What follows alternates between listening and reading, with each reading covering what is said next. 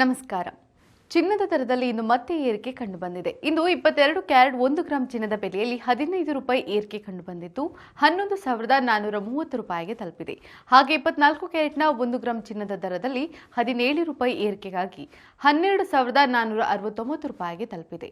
ಇನ್ನು 22 ಕ್ಯಾರೆಟ್ನ 8 ಗ್ರಾಂ ಚಿನ್ನ 91,440 ರೂಪಾಯಿ ಬೆಲೆ ಬಾಳಿದ್ರೆ 10 ಗ್ರಾಂಗೆ ನೀವು 1,14,300 ರೂಪಾಯಿ ಹಾಗೂ 100 ಗ್ರಾಂಗೆ 11,43,000 ರೂಪಾಯಿ ಪಾವತಿಸಬೇಕು.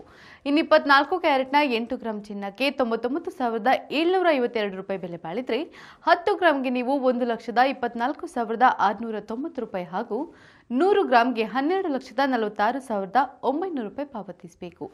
ಇನ್ನು ಬೆಂಗಳೂರಿನಲ್ಲಿ ಬೆಳ್ಳಿ ದರದಲ್ಲಿ ಕೊಂಚ ಇಳಿಕೆ ಕಂಡುಬಂದಿದೆ.